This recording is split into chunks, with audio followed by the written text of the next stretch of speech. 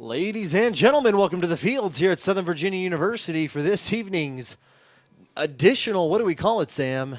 By the way, Sam Horman joining me on the broadcast this evening. How are we doing, Sam? Doing great. We're very excited for this bonus matchup, you could call it, just a little extra game on the end of the season to see how these teams have fared this season, I guess. Let's call it the bonus matchup between your Southern Virginia Knights and the Wildcats of Johnson and Wales University of Charlotte. I believe that is Charlotte, North Carolina. The Wildcats, part of the USCAA, that is the division just under the NCAA Division III.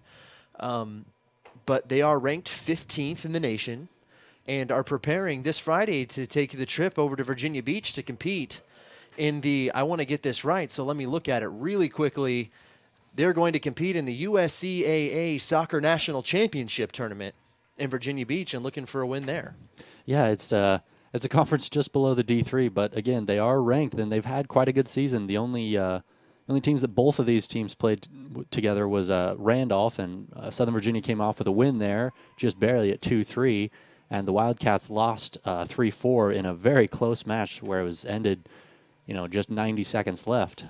So it should be a good matchup between these two teams. We'll go ahead and bring you the starting lineup tonight, starting with the Wildcats. We have in goal number 26, Damani Johnson. Number 2, Danielle Doyle. Number 3, Naya Hill. Number 4, Lana Trucy. Number 5, Eva Purdy. Number 9, Lexi Minosa. Number 11, Taylor Helms. Number 12, Lateria Perkins. Number 14, Ashley Lunsford. Number 16, Ashley Allen. And number 18, Abigail Durisso. And for your Southern Virginia Knights, we have number 3, Savannah Uri, starting in goal tonight. We have number 4, Sierra Rich. Number 8, Cora Jewell. Number 10, Emily McFadden. Number 13, Victoria Slade. Number 14, Ann Powell. Number 17, Kira Tanuvasa. Number 20, Lydia Adams. Number 25, Kyra Tolbert. Number 26, Maya MacArthur. And number 31, Riley Anderson. And just in the interest of keeping everyone on the broadcast up to date, Savannah Uri, although on the roster, is number 3, will be wearing number 15 tonight in the goal. And likewise for the Wildcats of Johnson & Wales University of Charlotte, their goalkeeper, number 26, who typically wears number 19, which is how she's listed on the roster, is Damani Johnson. She will be in the goal for the Wildcats. The Wildcats excited to get one extra game on their schedule prior to the national championships of the USCAA in Virginia Beach this weekend, and they're coming ready to play this evening, Sam. Yeah, they absolutely are. They found out that Southern Virginia had another game to play in this year's season, in the 2016 season. They're 2 games under their season limit, and so they asked if we could have a bonus game, I guess, for preparation for them to go to the national tournament. And I think it's honestly going to be a really good game. We have 2 teams that are both very young and both up and coming. This is only the second year for the Wildcats in their whole program, and Southern Virginia has a first-year head coach that is looking to prove something. And so I think this extra game really is a great thing for her. The seniors obviously are looking for one little extra game, and I think both teams are really going to show up to play here. So I guess we'll see how it goes at kickoff.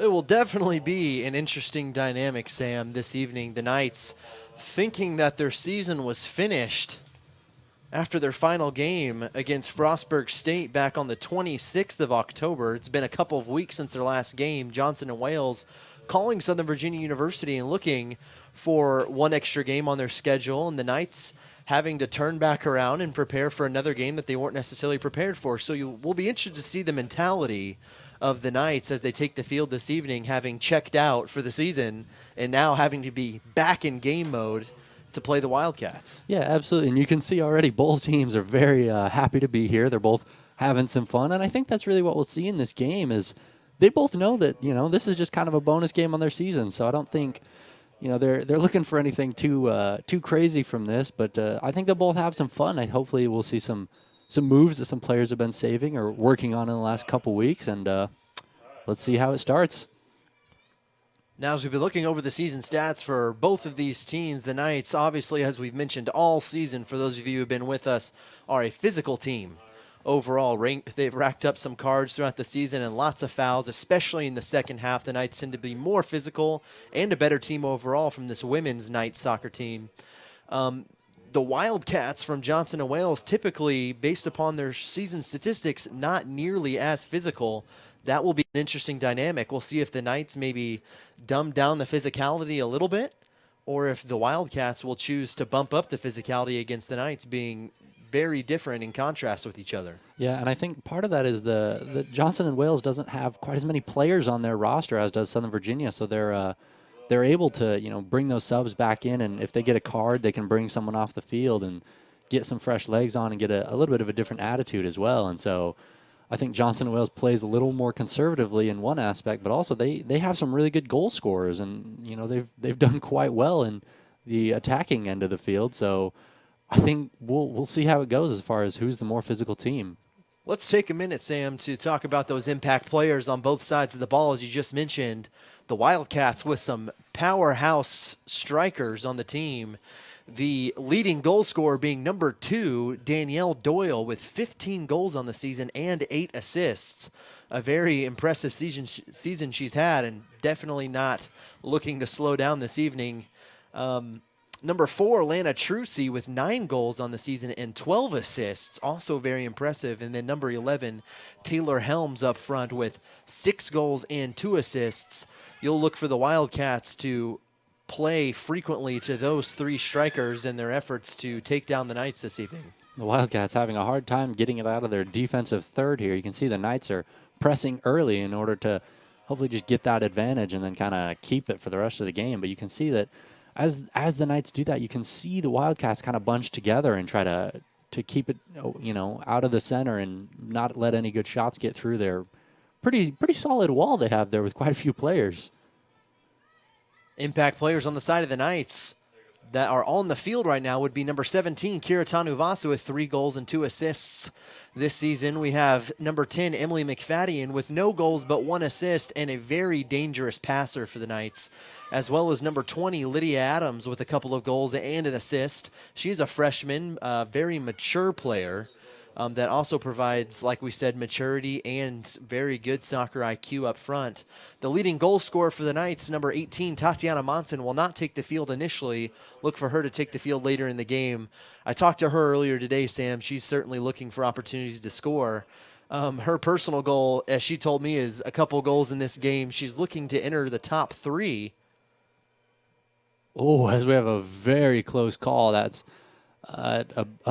I think it was an attempted clear, but it came off the shin guard or the outside of the foot of the defender there and almost resulted in an own goal for the Knights. That's a close call for them and definitely a scare, but the goalie almost be able to get back, but Riley Anderson able to prevent that from going into their own goal. So that's for a second there, I thought it was in. Yeah, that was a close one. But I think that one's more from taking a couple weeks off and thinking their season was done than it was the actual talent level. That's very rare from the Knights. I've never seen that this season, so I think that's the last one that Coach Cox will give them. It's a good heads-up play by Riley Anderson, making sure the Knights don't go down by a goal early in this game. As we were mentioning, Tatiana Monson only a couple of goals away from entering the top 3 goal scorers on the season in the Capital Athletic Conference. Definitely a feat she's looking for as she closes out her senior season. Grateful for another opportunity she has to take the field tonight. Yeah, absolutely. And there has been some really good impact from not just the seniors, but from the attacking third from the Knights. As you mentioned, Emily McFadden, although the stats don't really show, she only has 1 assist, but she's been very dangerous for the Knights all season in getting downfield and getting the ball across. So sometimes she may not get the credit for the assist statistically, but she's been very good. And the outside wings for the Knights have been excellent this season in bringing the attack to the opponent. Victoria Slade looking for the cross across the middle. Maya MacArthur almost able to get contact with the ball before it falls in the hands of goalkeeper Damani Johnson, who was able to clear it out. Looks like we might have had a handball there. The referee electing to give the ball to the Knights on a free kick. Victoria Slade will take it, boots it high over the middle, looking for Emily McFadden, but the Knights can't keep possession. Ball cleared out by the Wildcats. Knights will regain possession. It's Ann Powell with the ball, looking for McFadden, but overplays it. And the Wildcats clear it out. It bounces off the head of McFadden, who goes for the shot, but Johnson able to get in there physically and clear that out. Good heads-up play by Damani Johnson there. Yeah, and it seems like, according to the stats that we have, Damani Johnson not having really played much this season. It seems like she's not the normally starting goalkeeper, but she's done pretty well there in order to keep the ball out and prevent the Knights from getting an open shot. So that's a good job to come out and block as much of the goal as she can. Good through ball by the Wildcats, forcing Ann Powell out on the wing to clear that out as soon as she can to buy the Knights some more time to get down and saturate the defensive third. The Wildcats will have the throw-in, playing to Danielle Doyle. Tanuvasa with the ball, fighting for possession on the wing. Knights come up with it. It's Riley Anderson with the ball, dribbling up the field, taking space. Plenty of space given by the Wildcats. Plays the through ball up to Lydia Adams. But that is number 16, Ashley Allen, who comes back and clears that out. Slade with the ball, playing off to Tolbert. Tolbert playing up to Rich. Rich taking her space. Doing a good job being patient, trying to find a pass. That one may be a little bit rushed, but they did a pretty good job up until that point.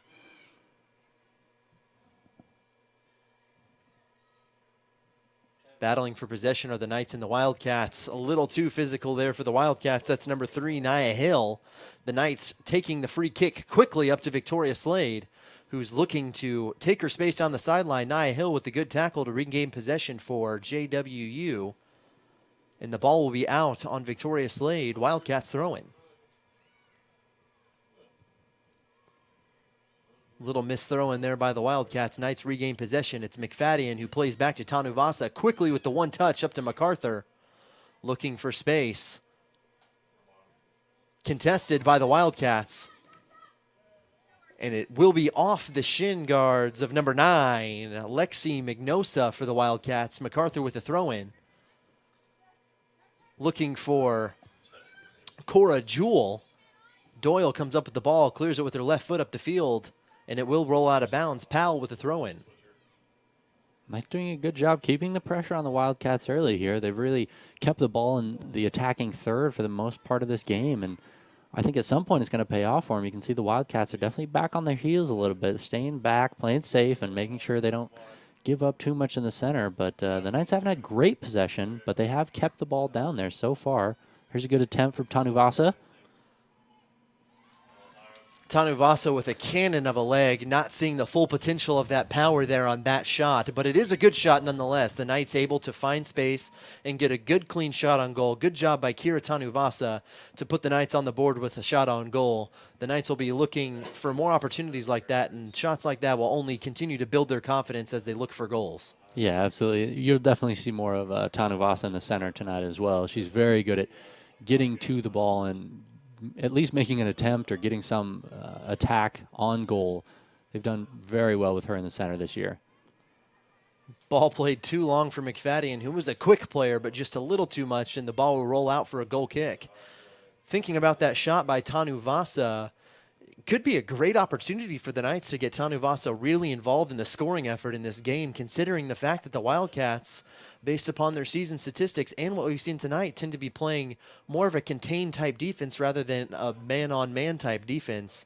They might give Tanuvasa a little too much space a few times in the game where Kira will be able to find opportunities to shoot on goal and prove the potential that the power of her leg has. Yeah, they definitely they are kind of playing a zone almost. They bunch up just a little bit in the center, and it does make it hard to dribble through, but sometimes you can get those spaces, and that's really all that Tanuvasa needs in order to get a good shot off, just like she did earlier. It's not, the best spot. She doesn't have a ton of space, but with her leg, she's definitely able to get it there, as she did with the first shot on goal. So, I mean, I'm sure we can expect more of that throughout this game. McFadden plays it on the one-touch little flick over to Lydia Adams, who plays over to Cora Jewell. Jewell looking for Slade on the outside, decides to turn it back. Rich makes the run, passes up to Adams, who passes back to Jewell, who passes back to Rich, and over to Slade. Some great movement by the Knights. Slade not able to get the ball under control. Danielle Doyle with the ball, but that is Tolbert coming in to take the ball away. Jewell has it again and passes it back to Rich.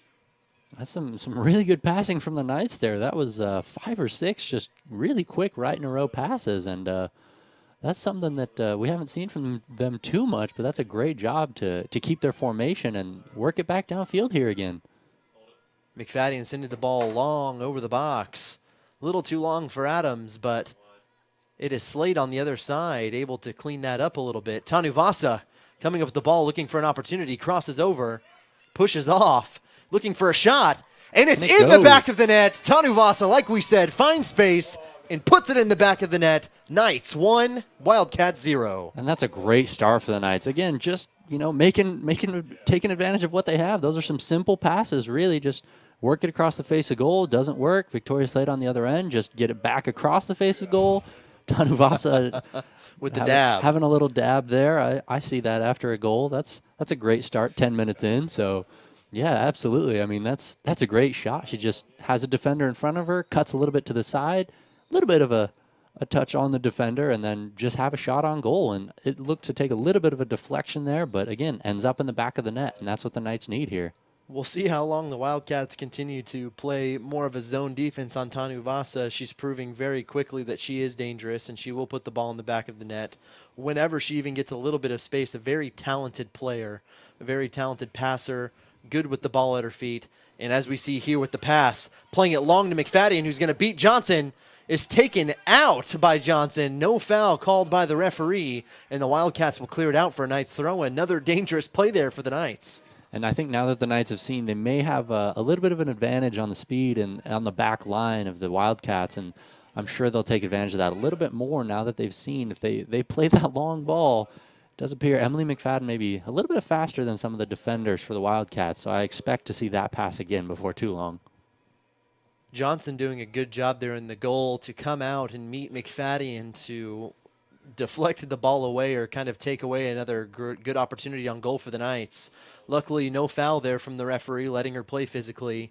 But had she not come out, that could have been a much different situation for JWU. And it's good to see that from Johnson, considering, like you said, Sam, she hasn't had very much time, if any, this season in the goal. Yeah, and that is the instinct, though, of the goal is you could see her waiting and waiting, but you got to decide when you need to come off that line. And you could see she was ready to come out. And then once the ball is close enough, she does come out, times it pretty well, so it makes it a very difficult shot for Emily McFadden there. And did a great job to get it out to the sideline and also not to give up a corner to make a throw-in out of that. So that's really not bad from a goalie that hasn't played too much this season. Anderson escaping the defense there in the defensive third for the Knights and clearing it out. The Wildcats with the throw-in, not able to connect. Kira Tolbert clearing it up the field, looking for Adams, but plays it just a little too long. Ball's in the air. McFadden looking to gain possession, passes it out to Maya MacArthur, who's chasing it down, see if she can beat it to the sideline, and she does. Manages to keep it in bounds there, not bad, but then is kicked out by the Wildcats. Unable to find a pass there, number 5, Eva Purdy. Powell with the throw-in, electing to pass it just straight into Sierra Rich in the middle. She crosses the field over to Victoria Slade, who's looking for space, plays it forward, trying to beat her on the feet. That is number 12, Lateria Perkins, with the speed against Victoria Slade, who clears it out, and the Knights will have another throw-in. Plays it long, looking for Rich. That is cleared out by was that number 10? There's no number 10 on the roster. Could be 16. Might have been maybe 16 or 18, either Ashley Allen or Abigail Duraso. Difficult to tell sometimes from these angles, but a good job nonetheless to clear it out by the Wildcats there. Absolutely. Adams with the ball, looking for space, crosses over the face of number 12, Perkins, looking for McFadden in the box, unable to connect.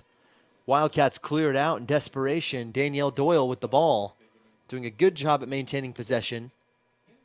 Looking to just clear it up the field. It will deflect off of the Knights, and the Wildcats with a throw-in. And you can see the Wildcats there taking a little bit more of a forceful approach to get the ball upfield. Their strikers have done well this season, and I think they're thinking that if they can just get it to them, then they can make it happen upfield. But they're definitely having a hard time getting through the Knights' midfield and defense in order to take advantage of those strikers. Good play there by the Wildcats, getting around the defense. That is number 4, Lana Trucy, playing up to Doyle. Doyle trying to cross it. Riley Anderson denying the cross. It will go out for another Wildcats throw-in.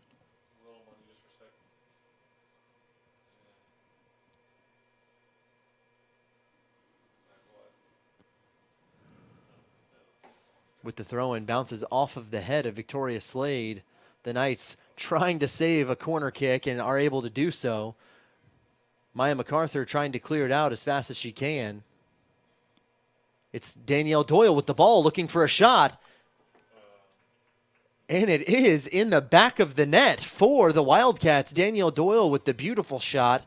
Savannah Uri unable to get to it. And the Wildcats even the score 1-1 with 30 minutes remaining in the first half. And that is a very impressive shot from Danielle Doyle there. That is a very tough angle, especially to go near post and high. So that's the level of difficulty on that is just incredible. And I think the Knights doing a good job to try to keep it out and not give up a corner there. But I think in the meantime, they gave up their positioning on the field. And so they leave Danielle Doyle, the leading goal scorer for the Wildcats, open. And although that was a tough angle, she definitely made the most of that, putting that in a very hard place for Savannah Uri to get to that. So I can see where all the goals have come from this season now from the Wildcats, as they're able to take advantage of what's really a difficult situation and really one that most teams wouldn't expect to give up a goal from. So that's a great job, and now let's see how the Knights adjust to it. Like you said, a tough angle there, Sam, but the score sheet speaks for itself. Danielle Doyle cannot be left by herself. She will put the ball in the back of the net. And I believe her shot percentage on the season is 57.4%. So more than half the time she'll put the shot on goal and even in the back of the net. It's an impressive statistic.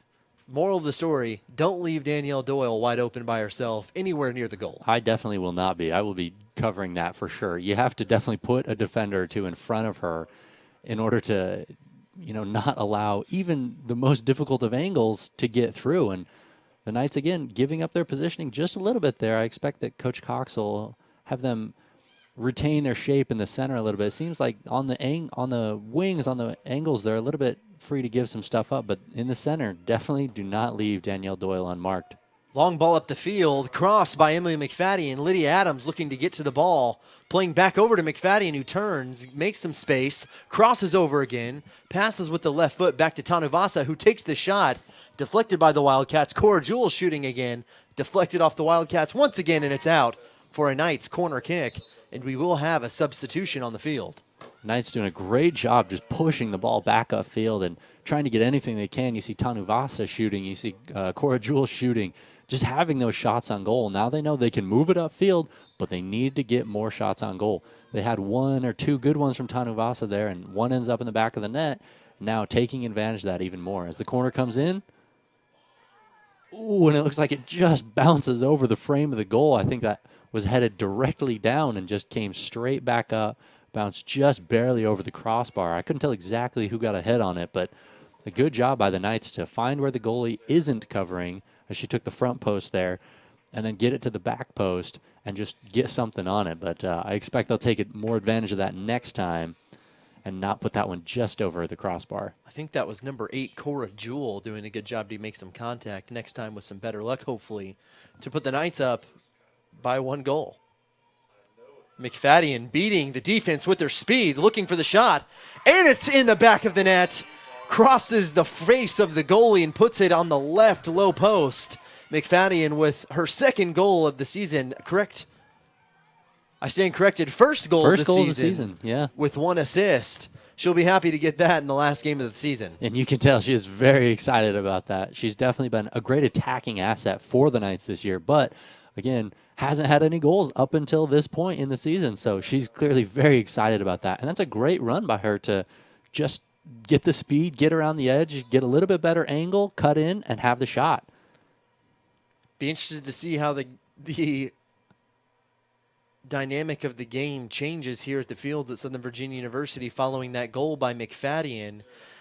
It seems so far that what the Wildcats lack in defense and goalkeeping right now with Damani Johnson, they might be able to make up for in attacking. The Knights will definitely not be able to fall asleep on the defensive end, or they will get eaten alive. This does seem like it's going to be a bit of a shootout. It's a bit of an attacking game. And again, yeah, just like you said, the offense of the Wildcats, clearly the stronger half. And I expect they'll, as already trying to take advantage of it, getting a great ball downfield as we have number 2 again, open, shot on goal, and just off the crossbar. Off the crossbar.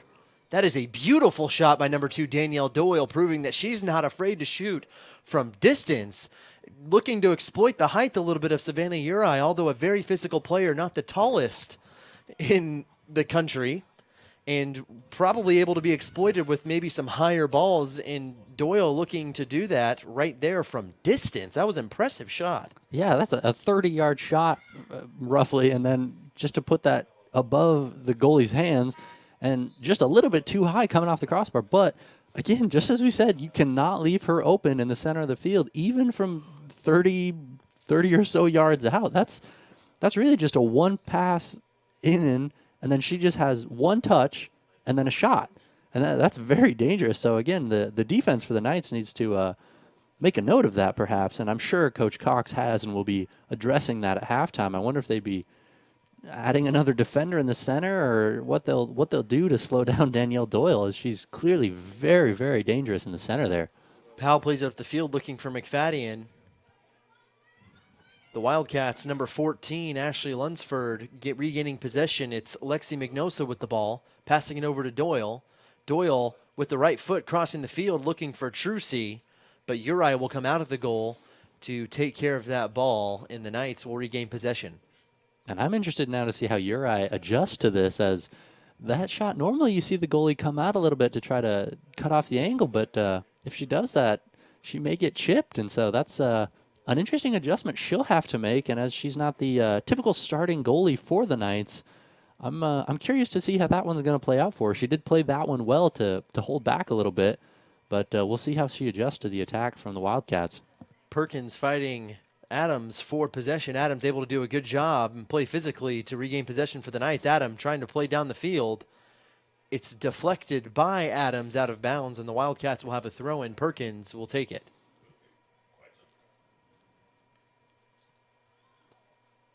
Perkins looking for a teammate up the sideline. She was looking for Taylor Helms there on the end. It will deflect off the Wildcats, and Victoria Slade will take the throw-in for the Knights. Oh, did not go out of bounds. It will be a free kick, actually. Which is definitely better for the Knights and a little more dangerous. And we'll see Tanuvasa cross it in here and see who's in the center. Tanuvasa with a powerful cross over the heads of those in the box, and Johnson not able to control that ball with her hands, bounces off of her hands and rolls out of bounds for a Knights corner kick. And I think Tanuvasa on the free kick there, she could see Damani Johnson was covering the front post, and I think she might have been trying to push that all the way to the far post, but not able to quite get it in. We'll see how she takes the corner here. Nice high corner up in the air, off the heads of the Knights, and it will bounce off the football goalposts out for a Wildcats goal kick. But a great job by Tanuvasa there. A great adjustment where she didn't quite get the far post on the first one, so she adjusts and puts definitely a skied ball into the back post. You can see Damani Johnson very comfortable on the front post, so she seems to leave the back post open a little bit. So Tanuvasa taking advantage of that and trying to find someone's head on the back post. Lily Winterton with the header up the field. Adams looking to gain possession in a foot race with Perkins. Adams with possession, and the ball will roll out of bounds. And the referee will elect to give the corner kick to the Knights. That is their third corner kick of the game. Which is quite uncharacteristic for the Knights to have this many corners this early in the game. But it is. Hopefully they can take advantage of this one. They've had good success getting to the ball first, but let's see if they can put one in here.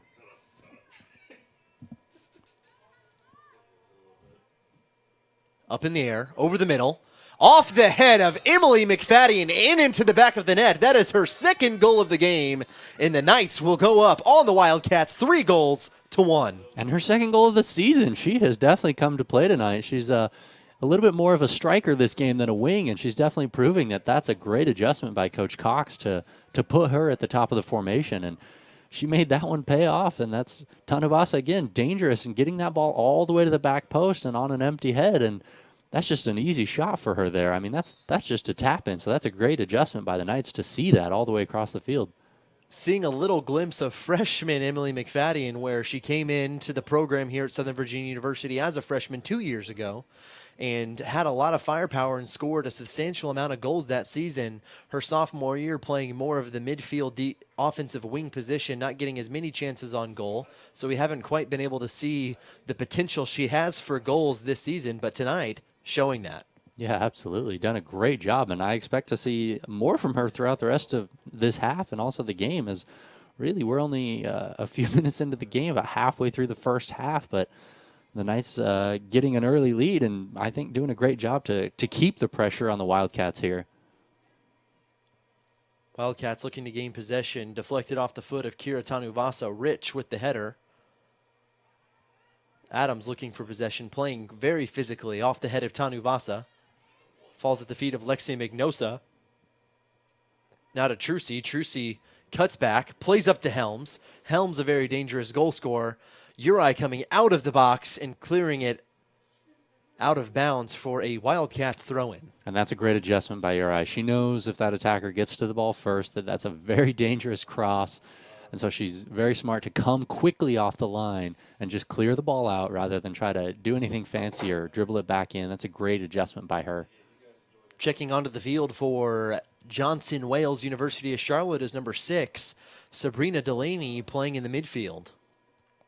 We have a foul against the Knights and will result in a free kick for the Wildcats.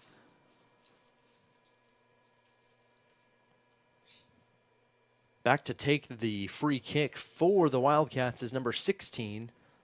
That is number 16 and not number 10, since there isn't one. Ashley Allen. She boots it long over the middle.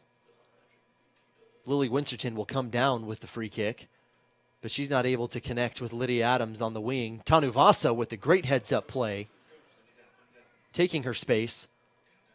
Looking for Airdrie Palmer with the beautiful through ball. Airdrie Palmer with space, looking for an opportunity to cross the ball. Crosses, looking for the head of McFadden. Not able to do so. McFadden shoots again. Johnson with the save. Tanuvasa with the ball. Adams coming in to look like she's going to take a shot, and Nia Hill will come up with it. Now Slade with the ball. Slade looking for the cross with the left foot, and it will deflect. The call from the referee will be corner kick number 4 for Southern Virginia University, and a dangerous sequence there for the Knights. Yeah, everybody getting a touch there, and it looked like they had quite a few opportunities. But again, you can see the Wildcats bunching in to try to prevent any deflections or anything. But again, that can be dangerous, as we saw. It just kind of pinballs around a little bit and results in a corner for the Knights, which they've done well on tonight. High in the air. Riley Anderson with the header, not able to aim it on goal, goes just wide right of the far post, and that will be a Wildcats goal kick. Hats off there to Damani Johnson on that dangerous sequence by the Knights on maintaining her ground, staying on the ground, and vigilant to any shots that might come through. I think she ended up with about 2 saves there. Yeah, and that's a good adjustment by her originally, but I'm surprised she hasn't adjusted to the back post on the corner kick. You could see that's clearly where the Knights are targeting, but she elects to stay on the front post and try to play the short ball. Beautiful through to Adams, who just taps it in with the right foot and beats Johnson right down the center of the net, and the Knights will go up 4-1 against the Wildcats. It looks like we have an injured player on the field for Johnson and Wales University of Charlotte. And that's so unfortunate to have any type of injury there, but the Knights doing a great job to get the ball to their strikers, as the goal kick was taken a little bit short and not controlled quite as well as they would have liked. And so, again, Emily McFadden ends up with the ball there and crosses it into a fairly wide open player in the center. But I'm sure as we address this injury that the head coach for Johnson and Wales will be talking to his team, trying to make some adjustments, especially in the defensive half of the field. The injured player is number 16, Ashley Allen. Doesn't look overly serious. Maybe a cramp or a stinger there on the hamstring of the right leg, it looks like. Hopefully she'll be able to walk off of the field on her own power there. On the side of the Knights, number 10, Emily McFadden, doing it all so far in this first half, with coming into the game, 0 goals on the season and 1 assist, and all of a sudden, just like that, 2 goals on the season and 2 assists, and Lydia Adams adding her 3rd goal of the season on that 4th goal this evening for the Knights. Yeah, and she's doing a great job. Definitely made the adjustment quickly from the wing to the striker position, and really has paid off for Coach Cox. I'm not sure what originally caused that, but I think it may have been the attacking presence and speed, and clearly taking advantage of that to get behind the back 4 from the Wildcats and get some goals on frame and get some assists as well. That is good to see. Ashley Allen able to walk off the field one of the captains for the Wildcats being consoled and made sure she's all right by her co-captain, number 2, Danielle Doyle. Good to see her walk off the field on her own. Yeah, it looks like she may have just tried to turn or been caught up in the quick play there, and it looks like, yeah, the hamstring seemed to be the issue, but she is able to walk off the field under her own power, and so that's great to see from the Wildcats there. 18 minutes and 54 seconds remaining here in the first half of play here at the Fields in this evening's matchup against the Wildcats of Johnson & Wales, University of Charlotte, and your Southern Virginia Knights. The score is Southern Virginia 4, Johnson & Wales 1. A very high-scoring game already, just over halfway through the first half. We'll see if the Knights continue to put it on the Wildcats as this game continues. Yeah, they're definitely this is proving to be a very attacking game, and I'm curious to see how the Wildcats will adjust here. They definitely like to just play the ball upfield and then see if they can get anything from it. Even on the kickoffs from the goals, they have just taken the immediate pass and then just played it all the way upfield about 20 or 30 yards to try to find their wing down the sideline. But I think the Knights are reading that now, especially Victoria Slade out on the sideline, finding their defender. So looks like we'll have a shot on goal or something here. Not really sure what that was, yeah. Sam. Couldn't tell if they were trying to chip the keeper maybe and just came up a little bit short, or electing to play a drop ball almost. I'm not sure the tactic there, but they're going for goals apparently. Apparently. And I'm interested to see this formation of the attacking 3 for the Wildcats. I've seen Danielle Doyle on the left side of the field. I've seen her up the center. I've seen her on the right side of the field, and likewise, I've seen number 4, Lena Trucy, on all sides of the field. It seems almost like an interchangeable front 3 format for the Wildcats. Yeah, it does seem to be. I'm sure they're playing a 4-3-3 almost. It looks like you can see their back 4 staying back, and then their 3 midfielders playing more of a defensive mid. But then their 3 main goal scorers very good at shifting around so that the other one can get open, and then the other 2 can find a pass or find a good run or a split, and definitely have been proven to be very dangerous in there, as they have quite a few goals on the season and one tonight already. So I think the Knights will have to adjust quickly to that, and that's just a communication thing where they just need to talk and keep track of where the players are and not lose them. Ooh, as they almost did there. I believe we have an offsides call, but again, a very dangerous split pass through there. And then a great run onto the ball, but unfortunately she was a little bit behind the defender. But that's a heads-up play by the Wildcats there to find that run through there. And it looks like following the Knights' goal by Lydia Adams, we had Victoria Slade come out of the game. Lydia Adams shift over to the left wing offensively. And look who it is coming into the game for the Knights. Number 18, Tatiana Monson, leading goal scorer and graduating senior this year, right up the middle. Yeah, I'm sure she's definitely looking for a goal here, as she's seen that's very possible to get the ball through. And I'm sure on the corners especially and in the center of the field, as the Knights have done well so far in those areas, I'm sure that's where she's looking. And she's done very well from the center of the field this season, so she'll definitely be looking for one there with a great through ball to the corner. Airdrie Palmer looking for an opportunity to cross, does so, and it's in the side of the net for the Knights, out for a goal kick for Johnson & Wales, University of Charlotte. That's great vision by the Knights, though. That's a great pass all the way down the sideline. Emily McFadden leaving it for the outside wing, then running into the center, and the cross not quite as well as she would have hoped, but very dangerous from the Knights there. That's good vision by them. Checking onto the field for the Wildcats is number 21, Cheyenne Smith, and for the Knights, number 23, Maddie Monson on the back line. Wildcats with the ball. Tanu Vasa playing physically on Danielle Doyle. Wildcats with the throw-in by number 5, Eva Purdy, who throws into number 14, Ashley Lunsford, back to Purdy. McFadden looking for possession. Lunsford looking to clear right up the field. The Knights will regain possession. Tanu Vasa with the flick with the right foot, but that was a little bit too high of a kick there, and the referee giving the free kick to Johnson & Wales. Yeah, a little bit too close to the head of the defender there, and that's just a dangerous play. And so I don't think she had any intention there, but again, the ref has to call that one as it's a little bit too close to the head. So that will be called for a free kick. Cleared up by Riley Anderson.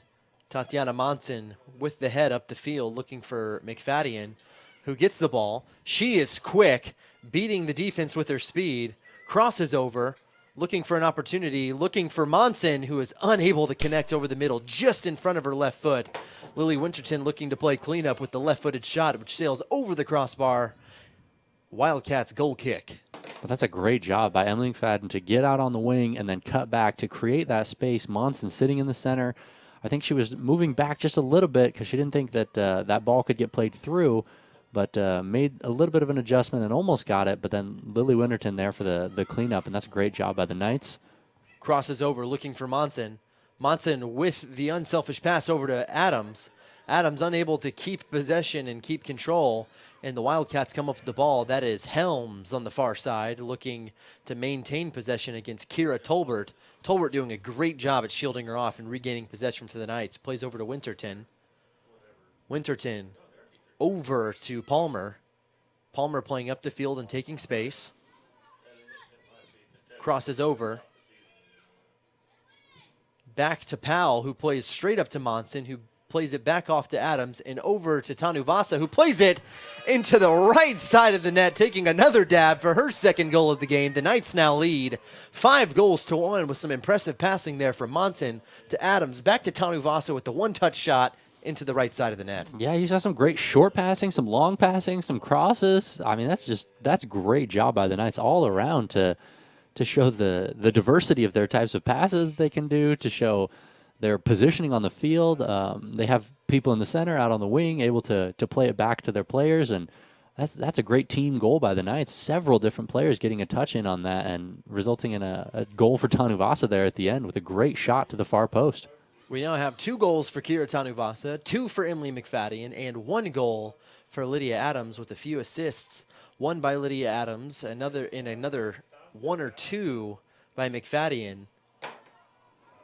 And another dangerous play there by the Knights in the box off the head of Monson, who's unable to get it down, and it sails over the top of the goal for another goal kick for Johnson and Wales. That's very uncharacteristic of her to have be open in front of goal that close and to not have one in the back of the net. I'm sure she's going to be looking for more from that on the next time that the Knights can get it down.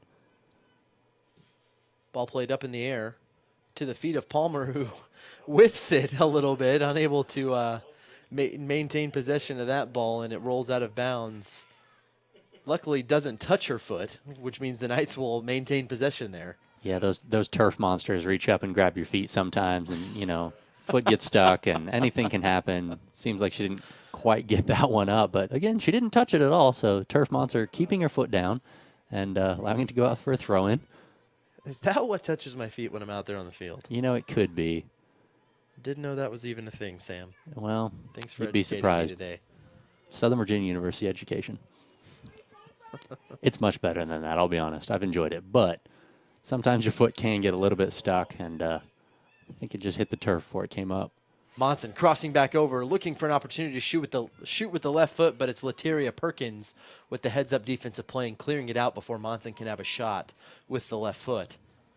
Anderson back with plenty of space, not going to play back to Uri, but going to play up the field, looking for Monson, but unable to connect. Monson will come up with the ball anyway. Plays up to Adams, over to Tanuvasa, back over to Tolbert. The Wildcats giving the Knights plenty of time. Yeah, and a lot of space as well. You can see they're still kind of not really man marking. They're kind of covering a little bit of area, covering a little space rather than the actual player. And I think the Knights taking advantage of that with some short passing and then some long passing to really open them up. But you can see the Wildcats have made a little bit of an adjustment. Their midfielders holding back. You can see instead of 3 strikers up top there, one of them has elected to play a little more defensively. You can see number 11 sitting there about the 35-yard line and now realizing she has to pull back. But, a great shot attempt by the Knights. Oh. Monson looking for the far post, as you said. Damani Johnson in goal, playing off of that far post a little bit. Monson seeing that, looking to exploit it. Bounces off the hands of Johnson, almost allowing for McFadden to get her hat trick this evening. But luckily for the Wildcats, that shot on goal was thwarted. Yeah, that was close. As we see Monson coming in again, looking for that.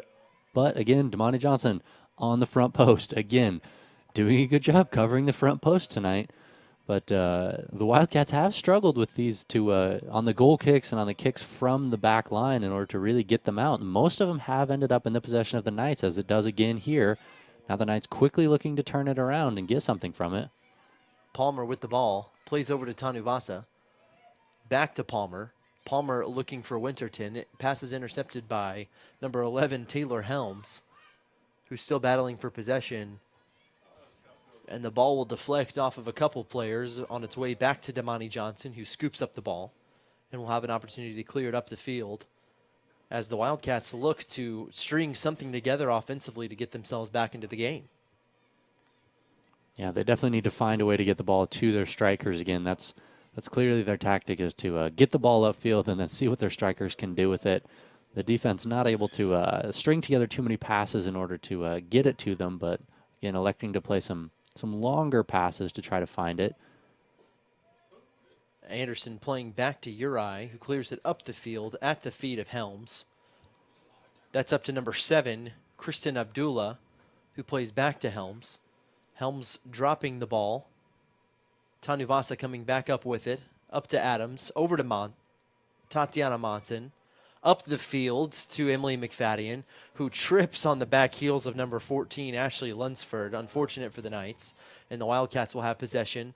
Palmer coming up to put a body on number 5, Eva Purdy, and the ball will go out of bounds. Checking in for the Knights are numbers 5, Alyssa Winterton, and 29, Brianna Tilton, a freshman with some of her first minutes of the season here.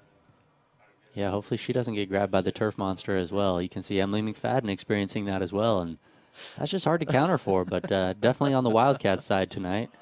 But we'll see how the substitutions adjust the game. It's definitely been an attacking game, and so I think some different strikers being put on by Coach Cox in order to see what they can bring, as Emily McFadden open in the corner again, getting a good cross, but not able to get anything. Lily Winterton with a great shot on goal.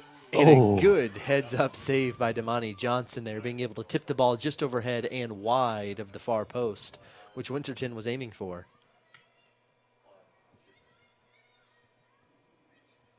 Clears it out quickly. That's Abdullah with the ball, looking for number 21, Cheyenne Smith, unable to connect.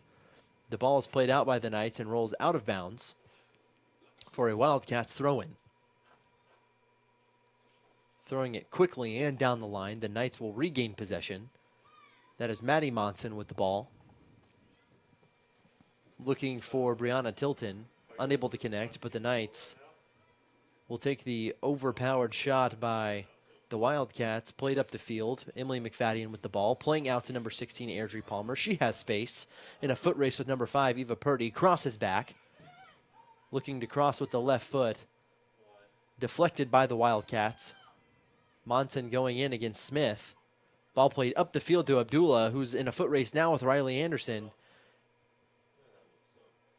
Abdullah getting past Anderson, crosses over, passes to Smith. Smith unable to control it with a little bit of a push-off there against Tolbert. And Tolbert comes in to clear it out with the right foot. Both teams vying for possession here as we enter the last 7 minutes of the first half of play. And the ball will roll out of bounds for a Knights goal kick.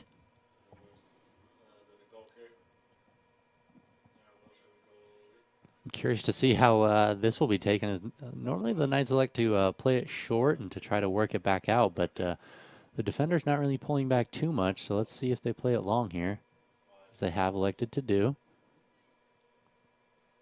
Knights doing a good job trying to keep hold of that, and again, definitely taking advantage of the sidelines tonight. The Knights working up this near sideline in order to find a cross, and then usually either a cutback or a cross has done well for the Knights this year. Looks like we'll have a substitution here. Emily McFadden coming off the field after a very impressive performance in the first 40 minutes of this half with a couple of goals and definitely the attacking presence that has been there all season, but from the side, more of a wing position, and placing her in the center of the field, definitely paying off for the Knights tonight. We'll see how they adjust with this new striker on the field, but as they give up possession to the Wildcats on a throw-in. Wildcats with a throw in. Monson looking to regain possession for the Knights. Plays over to Airdrie Palmer. She has plenty of space. Gap closing quickly by the Wildcats. Tatiana Monson with the ball. She's given space. Elects to drop to Riley Anderson. Over to Kira Tolbert. Tolbert with the ball. Plays up to Winterton. Winterton deflects the ball off of the feet of Perkins, and the Knights will have a throw-in. Winterton taking the throw-in, looking for Brianna Tilton. Tilton with the ball. Up to Winterton. Winterton battling for possession against Nia Hill. And Perkins just clearing it out. Looking for some room to breathe for the Wildcats down in their defensive third.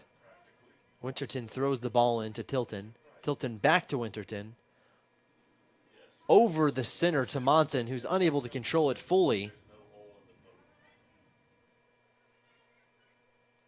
We have kind of like this mosh pit soccer going on here right now as both teams are fighting for possession. Yeah, no one ain't really able to come out with the ball, kind of just kicking it around, and the Knights hoping it deflects into the center, the Wildcats hoping it deflects out.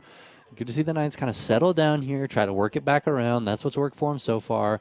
Hold on to the ball, take advantage of the sidelines, and the great attacking presence that they've had so far. You can see him again, getting so close to the through ball there, but just a little bit too far out. Results in a goal kick for the Wildcats, which they have not taken advantage of this evening. They have almost played all of these right to the Knights. I think there should be an adjustment made at halftime in order to try to maintain the possession on some of these goal kicks and try to make sure that the Knights don't get a free attack here in their own third. Might be in the interest of the Wildcats even to adopt more of a Knights typical strategy on goal kicks to play short rather than long, because they're not seeming to be overly accurate right now on the long goal kicks. Yeah, I think maybe bringing those defenders, bringing the outside backs, or the center backs rather, to both corners of the 18, bring them a little bit behind, and then pushing the outside backs up the field so that the center back can receive that ball, play it immediately up to the outside back, and they're 40 yards up the field rather than trying to just kick the ball, the 30 yards up the field and giving possession to the Knights. So I think that would be an easy adjustment to make at halftime. They just need to maybe have a little coaching on that and draw that up. Winterton playing the ball down the field, finds the feet of Winterton again, who plays up to number 2. That is Carmel Hardy, who was checked into the game, typically at a goalkeeper position, but tonight getting opportunity at that center forward position. Very coveted position tonight as we have some great attacking from both teams. The Knights with 5 goals, so whoever that striker is at the point of attack is definitely looking to put the ball in the back of the net. Anderson with the ball, playing over to Tolbert. Tolbert up to Monson. Monson up the field looking for Brianna Tilton. Perkins on the defense for the Wildcats comes up with it, looking to get past Tilton. Tilton comes up with the ball. Tilton back to Winterton, who pushes off the Wildcats very obviously, the referee not having any of it and calling the foul, giving the free kick to Johnson and Wales.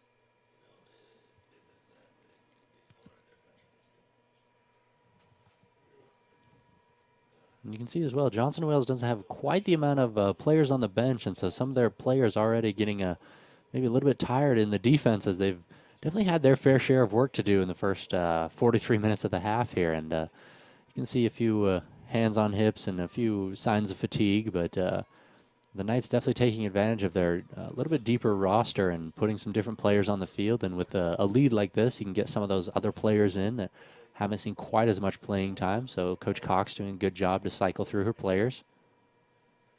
Knights play long up the field, bounces off the head of Nia Hill for the Wildcats. And the Knights will have a throw-in by number 31, Riley Anderson, who with the long throw-in up the field off of the head of Brianna Tilton, straight backwards. Not sure she was intending to do that.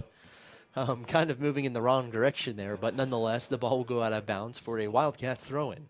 I don't think a lot of people were ready for that header.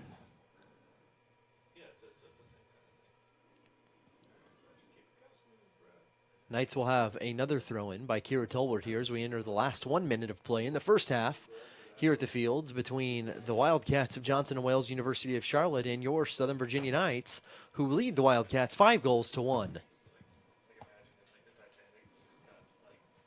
Seems both teams almost content to just take it into halftime. Neither team really putting anything together here. Ooh, a little bit of a push on the sideline there, but not called by the referee, and maybe give one team one more attacking chance here in the last 30 seconds of the half. We'll see what the Knights can do. They've had great success moving it up this sideline here, and again, doing a good job getting up the sideline, looking for a cross in. Palmer with space, looking with her right foot to cross.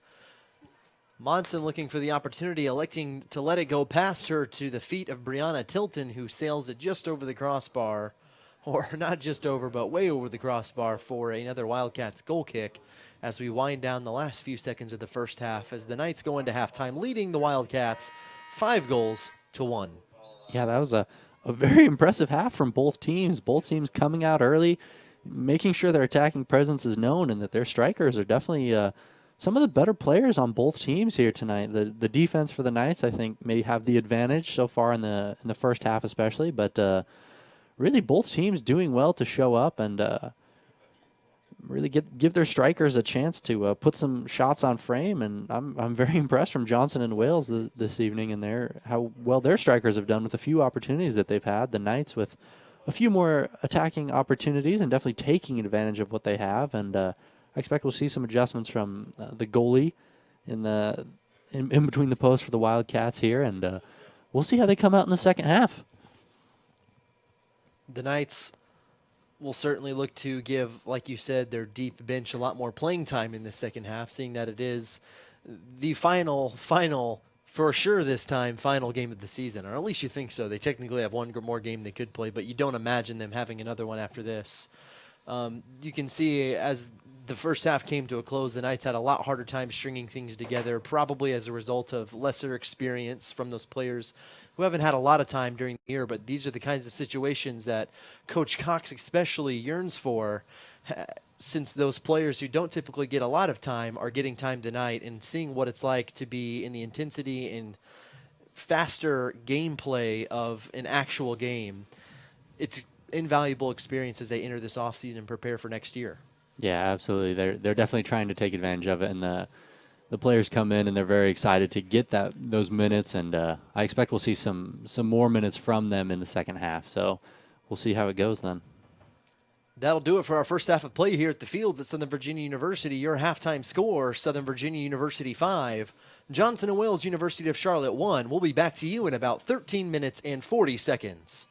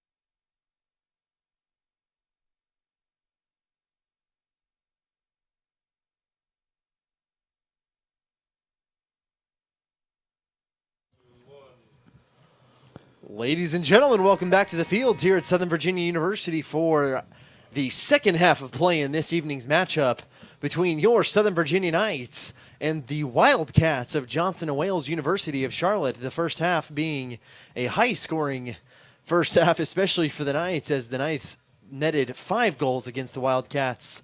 And the Wildcats netting 1 goal against the Knights, with number 2, Danielle Doyle, leading scorer for Johnson & Wales. See if I can talk here in the second half, netting the only goal for the Wildcats. Yeah, the Knights doing a great job, definitely dominating the attacking presence in the first half, taking advantage of almost every opportunity that they had, whether it was on corners or just space in the center. They won on crosses, through balls. Great vision by the Knights to find the short passes that open up to the long passes. The Wildcats a little bit on their heels with about their back 7 tonight. They've had about 7 players in the defensive third for most of the game, and occasionally a striker pulling back as well. Definitely not quite prepared, and probably having not really seen the Knights play before. Not used to seeing their attacking presence. The Knights definitely showing up in the first half, and I'm expecting to see a lot of the same in the second half, where they have a little bit of space in front of goal. They'll take advantage of those shots and work the sidelines to get the cross in. I'm sure that all those attacking things will continue, but let's see how the Wildcats come out. Their coach having a frank discussion with them at halftime about some things that they could improve on. Corners were addressed, and I'm sure the defensive aspect of the game will be altered for the Wildcats here. You could definitely see that they needed to play a little bit of a different style on the corners, and let's see if they take the kickoff the same way they did in the first half, with a short pass and then a long pass down the field. And it did, but it was halted by the hand of Lydia Adams, and basically another free kick, but they're now allowed past half, so let's see how they take this one. From what we can see, the Knights and Coach Cox electing to come back out with the exact same starting 11 that she started with in the first half, at least for some time, in preparation for probably a significant amount of substitutes, as the Knights did in the first half. Looks like the starting 11 for the Wildcats is slightly different, with number 7, Kristen Abdullah, playing in the front 3, as she did not start in the front 3 in the first half, but did end in the first half up in the front. She will start again. Wow. See if I can talk here, Sam, for heaven's sake. English is hard, but the Knights doing a pretty good job. I've only been speaking it for just over 20 years. Well, that's barely any practice at all then. I wonder if those turf masters have language capabilities from the field or something. They have been present tonight, but the Knights doing a good job so far here in the opening minute to get the ball downfield and get a good cross off. The shot not their finest of the game, but again, doing a great job keeping the pressure on the Wildcats. As you can see, they are pulling defenders back already, and the Knights doing a good job keeping their spacing as well, taking advantage of those spaces that the Wildcats are leaving a little bit in their midfield area especially. Cora Jewell with a big cross all the way to the back post. Victoria Slade running up to try to keep it back into the center. Kira Tanuvasa open in the center again and passing it to Sierra Rich. Ref getting in on the play there as well. Little thigh touch. Excellent job. Good control there. Knights doing a good job just passing around, and unfortunately lost of possession there, but pretty good opening 2 minutes from the Knights. You can see they're playing contained, but also keeping the pressure on. A good balance there, and let's see if the Wildcats can answer back here. Cora Jewell. I'm just going to stop talking, Sam. I'm just going to stop talking right now. This is rough. Here we go. Ann Powell with the pass up to Maya MacArthur. Maya MacArthur maintaining possession up to Cora Jewell. She halts and gives possession away, but the Knights will regain possession. Sierra Rich with it. Passing over to Adams. Mrs. Adams, but Tanuvasa there for the cleanup as she one-touch passes out to the left side to Victoria Slade. Contact is made by Perkins out on the wing for the Wildcats, and it's deflected off of Perkins for a Knights corner kick, their first of the second half. Smart play by Victoria Slade there. You could tell she didn't have an angle to get any cross-in, so she just elects to play it off the shins of the defender and get a corner, which has definitely proven to be much more dangerous and difficult tonight than the Wildcats. Let's see if they've made the adjustment at halftime to cover. Oh, they've done a pretty good job. Oh, and the Knights shifting their attack and playing short and then crossing it into the back post. That's a great adjustment by both teams, recognizing Coach Cox recognizing that there probably would be an adjustment to the back post and a little better man marking by the Wildcats here. So the Knights electing to play it short and then try to play it in for a little more chaos in the back post and trying to leave a play or two open to see if they could get ahead on it. That's a good adjustment by both teams in the second half. Tolbert with the impressive pass or cross over the middle into the box with the one touch on her left foot, which is not her dominant foot. Almost even looked like a shot to the far post. Maybe it was. We're not sure if she intended to do that. But as I know you'll tell me, Sam, of course she intended to do it. Yeah, she did, obviously. Absolutely. There's no question whether you intended to do it or not. You did. You obviously did. Why else would it have ended especially if it up works there? out. Yeah, and it almost did, so clearly intentional. Riley Anderson unable to control the ball. It will roll back harmlessly to Savannah Uri in the goal for the Knights, who throws it out quickly to Ann Powell on the right defensive wing. She's taking her space up the field and is met by a brick wall, number 6, Sabrina Delaney, who deflects it out of bounds. The Knights will maintain possession. Emily McFadden coming around the right side of the defender, displaying her speed, crossing it over to Tanuvasa, looking for her third goal. And it's just off the top crossbar. Damani Johnson hectically looking to gain possession, and she does. An unlucky bounce off the top crossbar by Tanuvasa. And the Wildcats will come away out of a dangerous situation. The Knights scoreless in the second half. So close on that. A great attempt and just a great leg on Tanuvasa to get that ball in there, and took an unfortunate deflection off the crossbar. Sometimes those can come down, cross the line, and then come back up, but that one just unlucky on that one, really. And a great return attempt. Oh, and a great return shot here. Almost the same shot that we saw go in the first half for the Wildcats, electing to take that upper near post corner, and very dangerous shot there. A great save by Uri. Seeing a lot more action here in the second half than I think she did in the first, where she really just had to come out and get a couple quick saves, but a great save there from a shot on goal. Danielle Doyle doing a great job recognizing the gap being closed by the Knights defense, and rather than risking a one-on-one situation where she might lose possession, electing multiple times this game to just take the shot from distance before the defender can get to her. And she's proving that she's capable of doing so, as all of her shots have been on target tonight, one of them finding the back of the net. Looks like we'll have a foul here. Free kick for the Knights, I believe. Kira Tolbert will take the free kick for the Knights. Playing it with her left foot over to Sierra Rich in that holding center mid position, who plays up the field to Maya MacArthur. MacArthur running up the right side with plenty of space, looking to cross over to McFadden for the wall pass back to MacArthur, unable to connect, but Sierra Rich with plenty of space.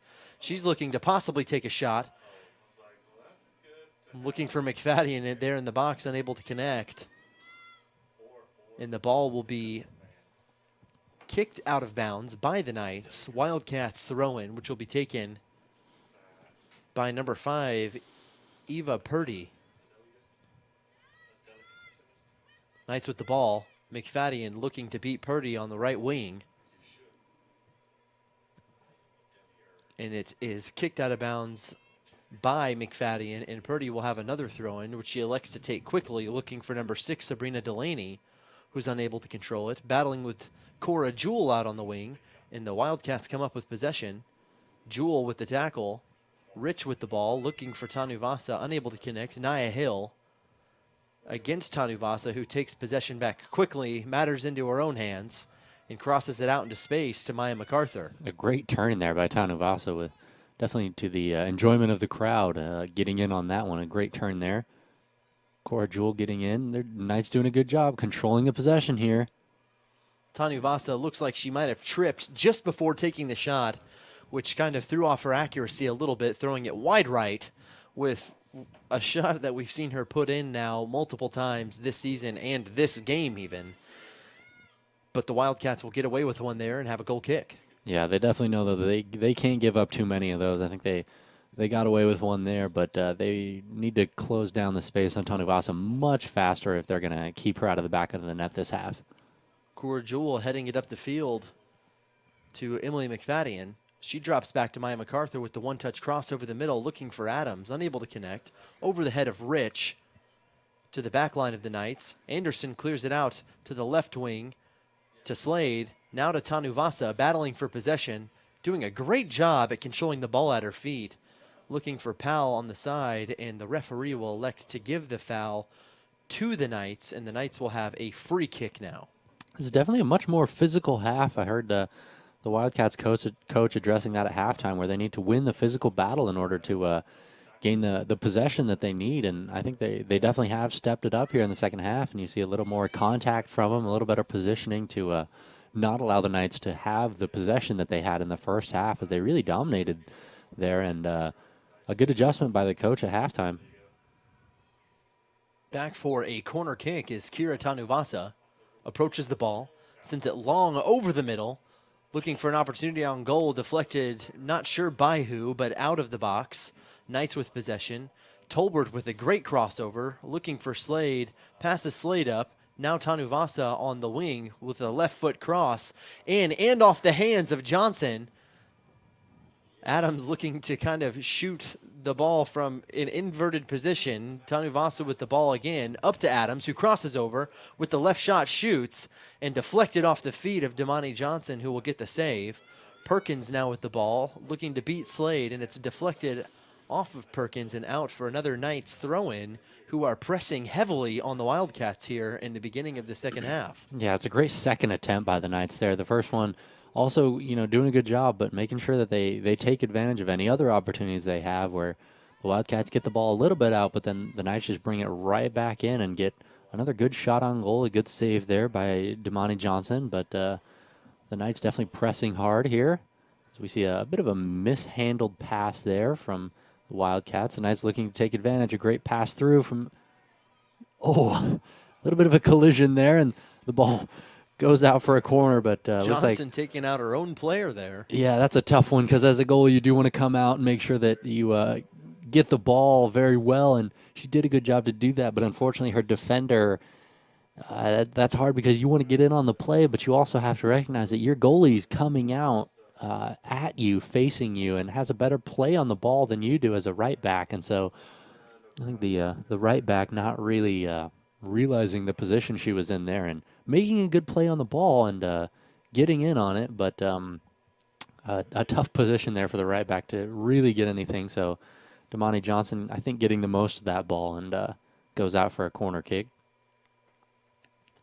As you said, the Wildcats definitely stepping up the physicality to begin the second half here. As we mentioned in the first half, we knew it would be interesting to see the contrast in physicality between a historically physical Knights team and historically not physical Wildcats team. We wondered if the Knights would dumb down the physicality or if the Wildcats would step it up.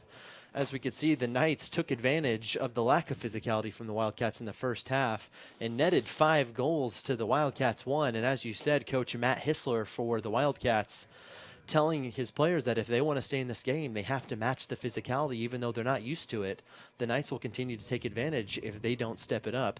Hissler, in his, I believe, second season with the Wildcats, a very good coach on the board of the, what was it, Sam, the ODP and international level.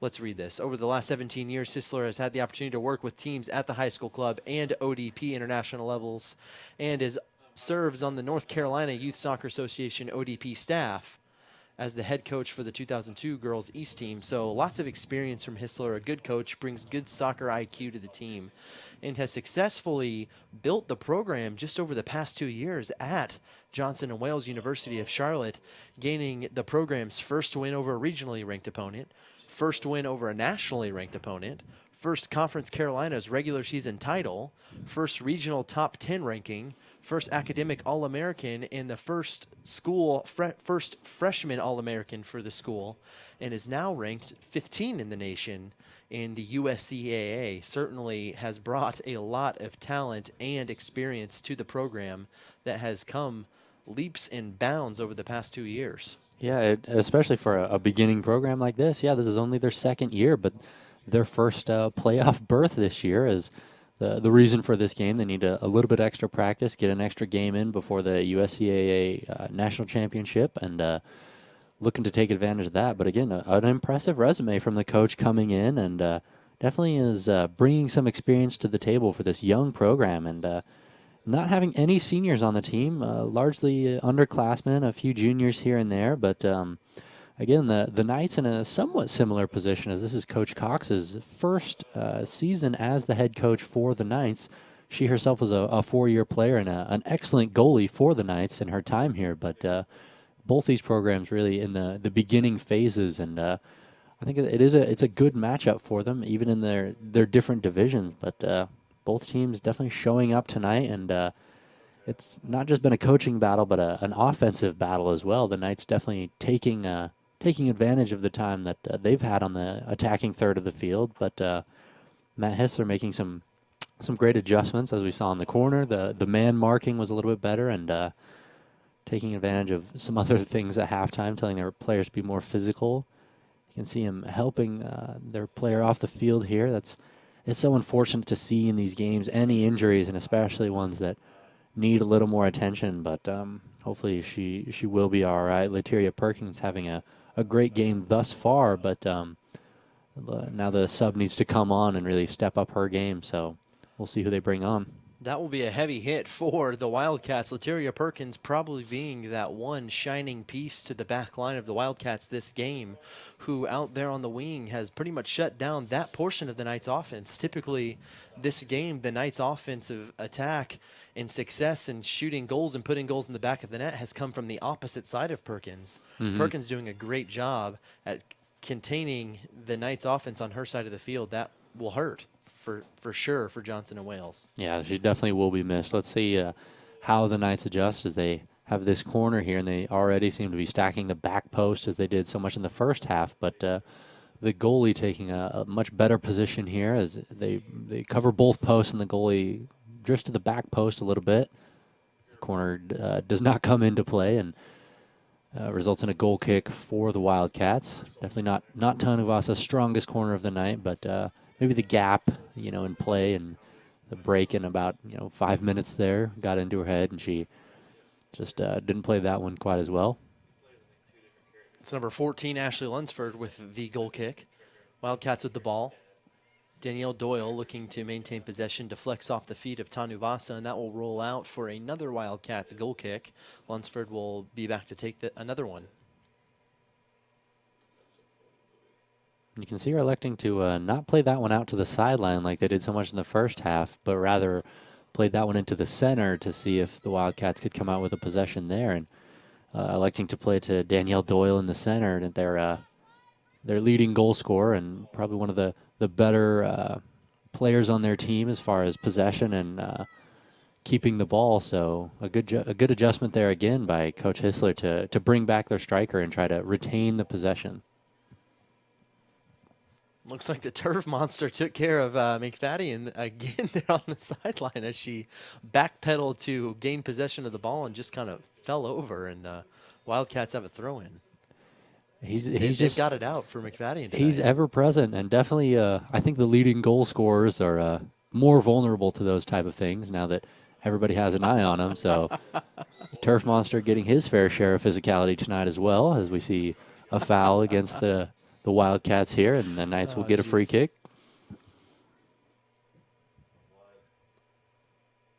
Ball played up by Slade to Cora Jewell, doing a good job shielding off the defender.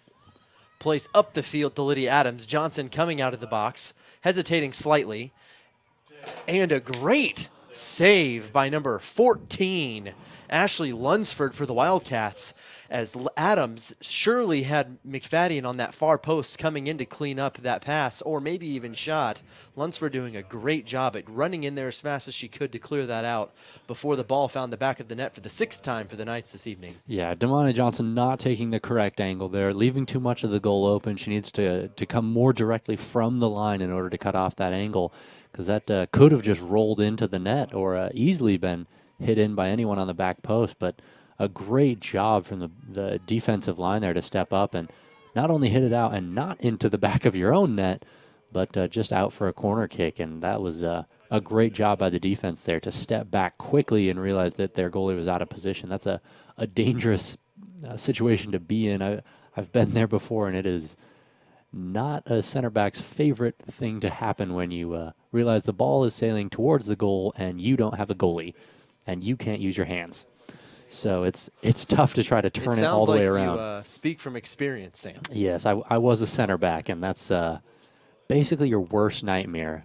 But it's only that bad when you realize you can't get to it if that ever happens. But that never happened to me. I, had a great back four and a great goalie as well. Winterton looking for the left-footed shot, falls wide right of the goal, and a Wildcats goal kick coming up.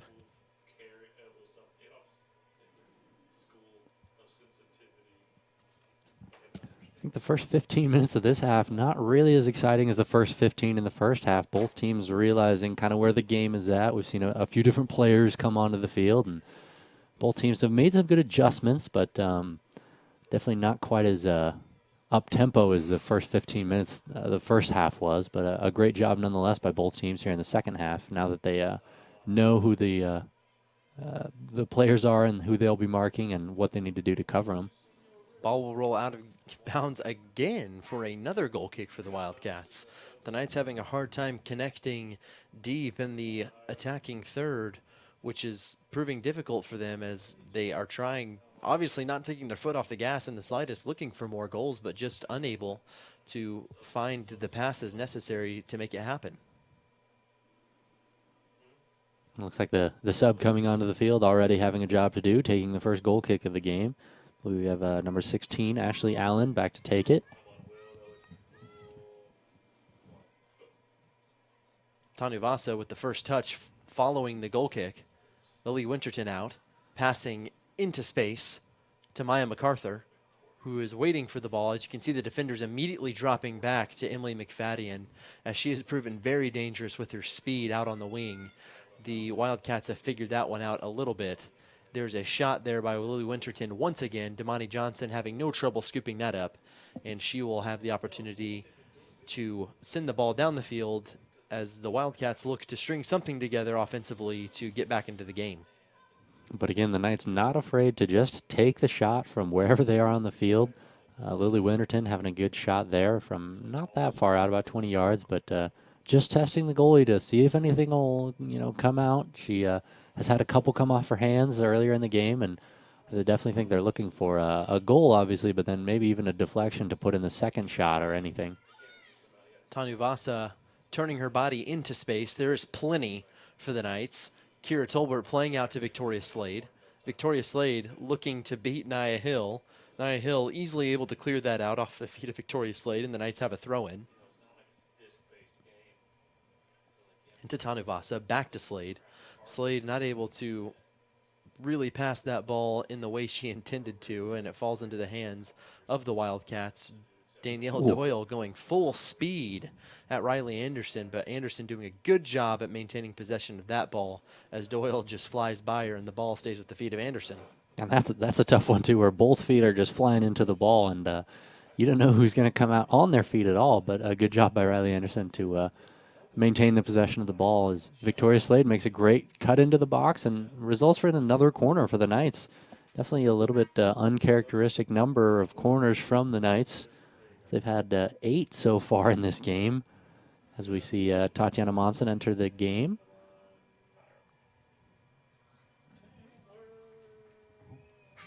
We also have Alyssa Winterton entering the game on this corner kick. The Knights stacking the back post and then making their runs throughout the box. Ball up into the air. Lily Winterton almost making connection with her head there. Could have been dangerous for the Knights. Tatiana Monson there to play cleanup on the far post. Maddie Monson playing into the box. And Victoria Slade looking to shoot the ball off the volley, unable to control it. And the Wildcats clearing it up the field. Finds the feet of Kira Tanuvasa. Plays over to Lily Winterton. And she's looking for an opportunity. Takes the shot, which falls straight into the arms of Damani Johnson. Looks like she got pushed there to the ground, the referee electing not to give the call to the Knights, and the Wildcats will gain possession.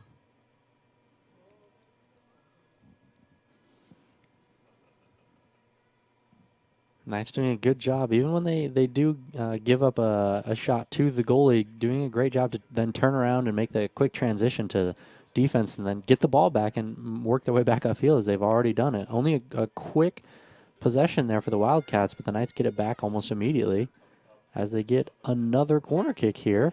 Their 9th of the game. Tanuvasa running out to the far flag, out to take yet another corner kick. Number 16, Airdrie Palmer, the freshman from Highland, Utah, will take the field. And Tanuvasa will sub out. Victoria Slade will now be the corner kick taker for the Knights as Tanuvasa subs out of the game. And this is definitely a different angle. She's right-footed, and so she'll have to cross that in to the far post, but it'll loft back out towards the PK line. A great job there by the Knights. Danger is almost on the line there. See if they can bring it back in. Oh, and a great shot by Victoria Slade to just put that ball up, but unfortunately a little bit too high, just over the crossbar. But a good job by the corner taker to come back out on the field and then enter the play and get a great shot on goal.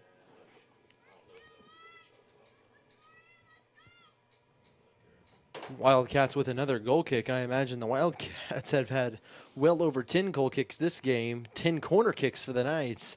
Kind of paints a pretty good picture of where the ball has been the majority of the game for the Knights in the attacking third. Yeah, definitely. It's spent most of its time probably right around the 20-yard mark or inside for the Knights, and they've done a good job keeping it down there. Really, the ball hasn't crossed too many times into the Knights' defensive territory. And Savannah Uri having a couple moments at the start of the half within the first probably 5 or 7 minutes and getting a good save and then taking advantage of the attacking presence from the Knights and moving the ball downfield. Kira Tolbert with the ball, passing out to Victoria Slade on the left wing. Going one-on-one with number 9, Alexi Mignosa, beating her. Looking to cross it out, Mignosa with the brief contact shoulder to shoulder. That is good defensive contact there by Mignosa to force Slade off of the ball and allow the ball to roll out of bounds for another Wildcats goal kick. Checking onto the field for the Wildcats is sophomore number 18, Abigail Duraso from Bryson City, North Carolina. Immediately getting some action is Duraso playing up to Danielle Doyle. Kira Tolbert immediately contending against Doyle, double teaming Doyle.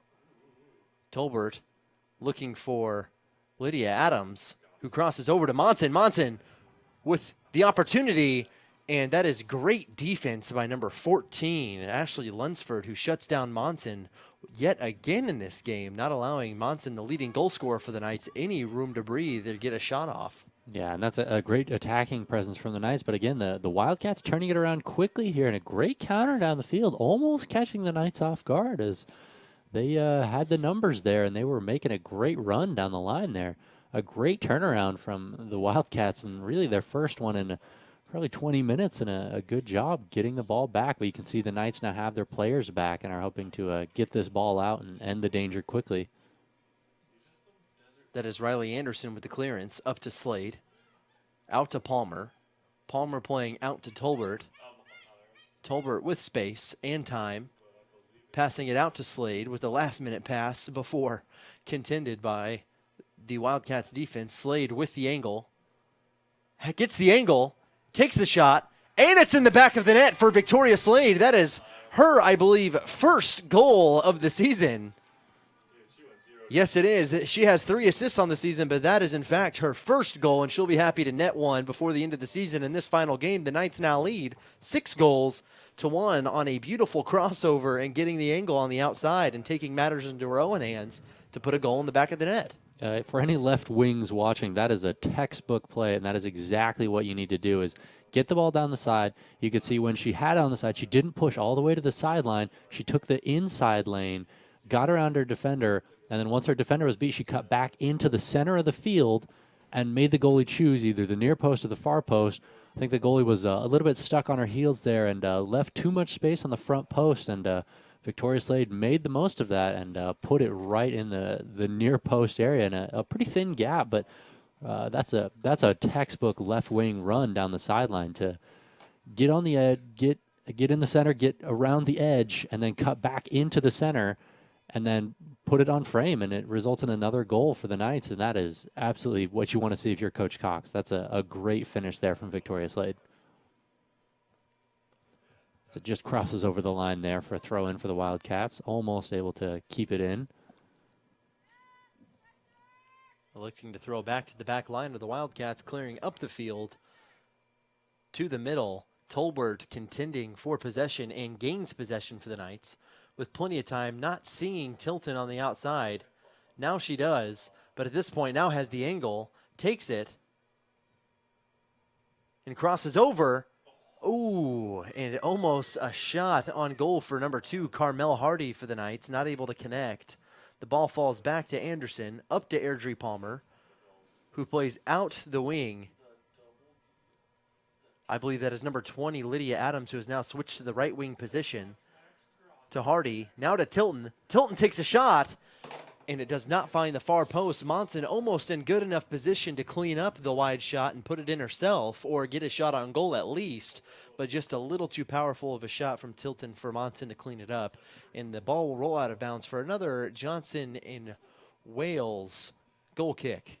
They have had their fair share of goal kicks this half.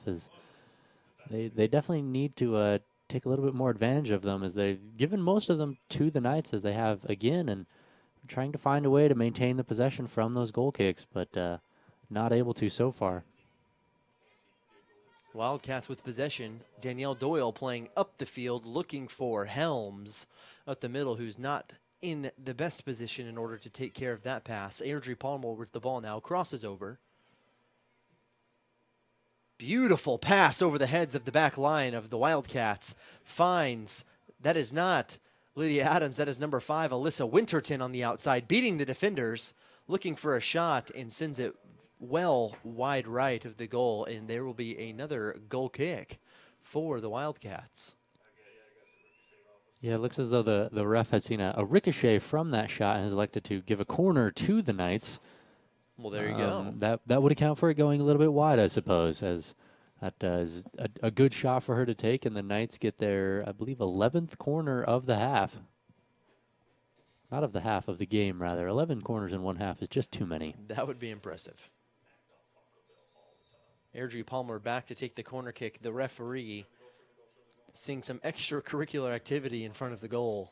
Yeah, not happy with the amount of contact there. Maybe not with the goalie, but I believe between Danielle Doyle and the Knights striker there.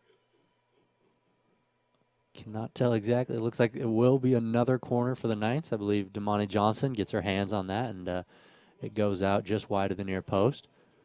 Definitely she's not too happy about that, wanting to keep that in her hands and not give up another corner. But the Knights definitely happy with their 12th corner of the half of the game. It's okay, Sam. I can't talk. You can't count. It's all right. We all have our flaws. We're in a great position then. The Knights managing to keep their possession, though, and continue this attack. And, oh, very, very close to getting another shot on goal there, but I believe she was offsides. That's that attacking presence from the Knights definitely there tonight, but just a little bit too far there. I don't think she was able to get back in time and then able to turn her run around and make it back. Back to take the free kick is number 16, Ashley Allen, who sends it long. Off the feet of Alyssa Winterton. Winterton with the ball, playing out wide to Tatiana Monson, who looks to cross over, but that is Ashley Allen with the great shield off against Tatiana Monson. Maddie Monson with the ball now, looking to beat the defender, gets the angle, looking for the cross, and plays it out of bounds. No deflection there from the Wildcats, and the Wildcats will have another goal kick. That's just been the story of this half so far, though, is corner kicks and goal kicks for both teams. It's definitely been a transition from the first half where the Knights just brought it down the sideline repeatedly and then were able to get crosses and find the long pass out to the corners and resulted in some goals from the center from them. But corner kicks and goal kicks, the story of the first few minutes of this half. This is number 4, Lana Trucy beating Ann Powell down the wing. Able to cross over some defenders. Now Danielle Doyle with the ball. Passing out to number 18, Abigail Duraso, who shoots the ball. Looks like she misshot it just a little bit, and it's somewhat of a chip shot looking shot straight into the arms of Savannah Uri, who easily controls it. The Knights will gain possession. Doyle passing back to the back line. The referee blowing the whistle. It will be a foul against the Knights, and the Wildcats will have a free kick. And this is probably what they're looking for. Is they've really struggled to get it up to their strikers up until this point. Once they get it to their strikers, they do a decent job keeping it down in the attacking third as long as they can. But really struggling to get it that far, so they really need to take advantage of that opportunity. And I don't think they have there, as they give possession, the first touch and immediate possession to the Knights. That's more of a frustration foul there, I think, as they pull down Tatiana Monson, and now the Knights looking to answer back and get it up to their strikers. That is Alyssa Winterton out on the right wing looking for possession. Maddie Monson with the ball now. Back to Winterton, who plays back to Ann Powell, who crosses the field to Kira Tolbert. It's a great pass into space there. Way to just keep her head up and realize that there's other players on the other side of the field, and a lot of space over there from the Wildcats. Some overall good play by Tolbert. The Wildcats lose possession, and the Knights will have a throw-in. Substitution on the field. Checking in for the Wildcats is number 21, the sophomore Cheyenne Smith from Piqua, Ohio. And for the Knights, number 17, a freshman Kira Tanuvasa from Mission Viejo, California. Tanuvasa with a little bit of rest, and now with some fresh legs retaking the field. Maybe looking for a hat trick. Maybe. Definitely done great so far up until this point in the game, but I'm sure coming out hungry and looking for that hat trick, the coveted attacking player's prize of the game. Tolbert with possession. Passing back to Riley Anderson. Anderson playing up the field to Palmer. Palmer playing back out to Anderson. Anderson quickly up the field looking for Winterton down the line. That is a great idea. The Wildcats looking to shield the Knights off, successfully do so, and the Wildcats will have another, can you imagine that, another goal kick. Another goal kick for the Wildcats. 15 minutes remaining here in this evening's match here at the fields at Southern Virginia University. Your Southern Virginia Knights leading the Wildcats of Johnson & Wales University of Charlotte 6-1. The Wildcats looking to string something together here, probably finding themselves too far behind to regain the lead, but maybe hoping to salvage maybe a few goals, make the game a little closer as they prepare for the USCAA National Championship Tournament in Virginia Beach this weekend. Adding this game late in their season, last minute for the Knights, as the Knights thought they had ended their season. Getting a phone call from Johnson & Wales University of Charlotte asking for another game as they prepare. Probably not looking for a full week off, but hopefully looking to get a game in between their final game of the season, or what would have been, and the championship tournament to keep the skills up, keep them warm. And here we are at the fields for, as you mentioned earlier, Sam, a bonus match of sorts. Yeah, pretty much. And it's proven to be a great one, I think, for both teams. Both teams really showing up tonight and proving that they definitely, the attacking presence, I believe, tonight has really been the focus for both teams. But the defense for the Knights also very aware of the Johnson & Wales attack and doing a good job to adjust to the speed that they have on the edges and the great shooting ability that we've seen from Danielle Doyle and a couple of the other strikers. You can see I believe Coach Cox has made an adjustment to the defense for the Knights. You saw Kira Tanuvasa come onto the field and seems to be playing the center back position, not her typical position, especially as she already has a couple goals in the game and really has been a great threat up front for the Knights, but playing center back tonight, and I'm not sure exactly the strategy there from Coach Cox, but you see her getting in here on the action. Let's see if she can play it out. Doing a good job getting the possession and playing it out a little bit. Both teams battling for possession here. Number 18, Abigail Duraso with the ball. Unable to connect a pass to maintain possession for the Wildcats. Riley Anderson now with the ball. Passing up the field, looking for Alyssa Winterton. Winterton able to maintain possession over to now Lily Winterton. Anderson passes over to Tolbert. Tolbert with space. Trucy not doing a whole lot of physical defense there. Tilton with the ball. Now Palmer up to Tilton with the beautiful pass. Tilton able to keep it from going out of bounds. Trying to cross over. This is number 9, Alexi Mignosa, contending against Tilton, doing a good job forcing the Knights to drop. And the Knights will maintain possession. Tanu Vasa looking to hit Riley Anderson with a powerful pass, but overshoots her just a little bit, and the ball will roll out of bounds for a Wildcats throw-in as we have another substitution here on the field. That is number 4, Sierra Rich, the junior from Idaho Falls, Idaho, and number 8, Cora Jewell, the junior from Highland, Utah. You can see that pass there from Tanavasa. The same leg that had those great shots on goal in the first half. A little bit too powerful, that center back position, and overplaying Riley Anderson just a little bit. So an interesting adjustment made by Coach Cox there, and putting some different midfielders on here to get a different look from the Knights. Maybe thinking ahead to next season and what she wants to see from her players coming up. But Cora Jewell entering with Sierra Rich, and already stringing together a couple of passes there. You can see them looking for their attackers up front, but doing a good job of maintaining possession here for the Knights.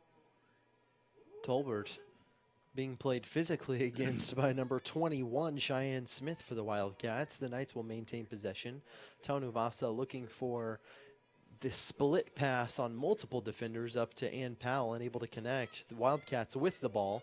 Looking for Cheyenne Smith on the through ball is Lana Trucy. The Knights come up with possession. Tilton to Jewell. Jewell looking for the through ball up to Monson, who's making the run right up the middle. Jewell comes up with the ball again, looking for Tilton. And the Wildcats will boot the ball straight up into the air. Jewell winning the 50-50. And heading it straight back up into the air. But it now being settled. The Wildcats kick it out for a Knights throw-in.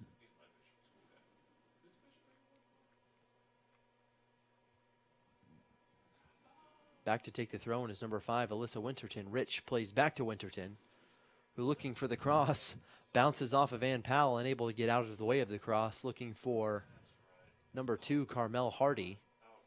Cora Jewell with the ball now, crosses over, looking for the shot, and right into the hands of Damani Johnson with a heads-up save. Good job by Johnson on being there. The ball did go right to her, but it was maybe just over her head. Does a good job getting her arms up to save the ball. Yeah, I do know Cora Jewell looking for a goal tonight, definitely, but not able to capitalize on that one with a pretty good shot attempt, but Damani Johnson in good position to make the save there.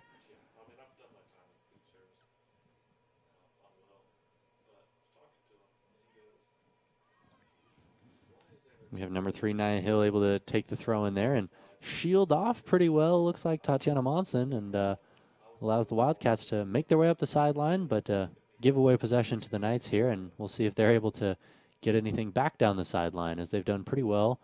Oh, almost getting it into Tatiana Monson there, but not quite able to keep it under control, and results in another throw-in for the Knights as we see Emily McFadden entering the game again for number 29, Brianna Tilton. Emily McFadden now playing the left wing position for the Knights. Maybe looking to exploit the injury a little bit of number 12, Lateria Perkins, in her absence. Maybe looking to find some speed to exploit maybe some lack of speed and inexperience from now that defensive back who's replaced Lateria Perkins on the left wing. The Knights seems as if Coach Cox is looking for more goals.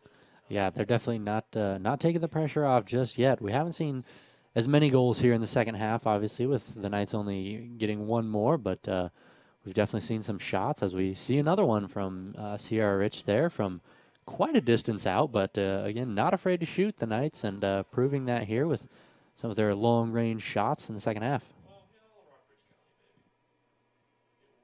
Wildcats looking for possession, hoping desperately to find some offensive opportunities, but the Knights just not giving them any room to breathe whatsoever, as the Knights have spent the vast majority of the game in the attacking third. The Wildcats defense having their hands very, very, very full this evening, looking for any opportunities just like that to clear the ball down the field as far as they can to give themselves just a little bit of time to breathe. Yeah, and this is where the Knights can take some time off the clock. They're not looking for anything in a hurry here. You can see Savannah Uri definitely taking your time, and if you're smart, you just, kick the ball out there. A lot of goalies will put the ball back down on the ground. If you're smart, you just boot it. Exactly, and that's clearly what I would have done. But as a center back, I'd just wait and let my goalie play it out to me and take 45 seconds off the clock. But again, the Knights definitely keeping the pressure on here as Savannah Uri boots the ball downfield again.